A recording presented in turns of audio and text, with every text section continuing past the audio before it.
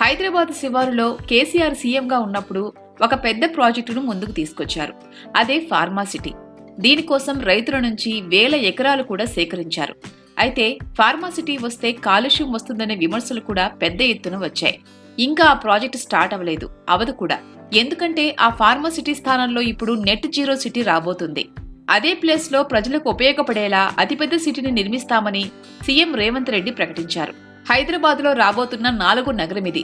అదే future city అవబోతుందని చెబుతున్నారు. ఈ నెట్ జీరో సిటీ అంటే ఎలా ఉంటుంది, అక్కడ ఏమేం చేయబోతున్నారు, ఈ వీడియోలో మాట్లాడుకుందాం. హైదరాబాద్ లో ఒకప్పుడు హైటెక్ సిటీ, మాదాపూర్, కూకట్పల్లి పేర్లే ఎక్కువగా వినిపించేవి. కానీ ఇప్పుడు నగరం నలుమూలల్లోని ప్రాంతాలు కూడా చాలా స్పీడ్గా డెవలప్ అవుతున్నాయి. ఇప్పటికే హైదరాబాద్, సికింద్రాబాద్, సైబరాబాద్ లాంటి పెద్ద నగరాలున్నాయి. ఈ 3 నగరాల చుట్టూ అనేక ఐటీ సంస్థలు, అంతర్జాతీయ సంస్థలు పెట్టుబడులు పెడుతున్నాయి. అయితే జనాభా పెరగడం, మరిన్ని అవసరాల దృష్ట్యా భాగ్యనగరాన్ని మరింతగా విస్తరించేందుకు తెలంగాణ ప్రభుత్వం కసరత్తు చేస్తోంది. దీంట్లో భాగంగానే నగరం చుట్టూ గ్రీన్ టౌన్షిప్లు, రీజనల్ రింగ్ రోడ్డు వంటి ప్రాజెక్టులు కూడా చేపడుతోంది.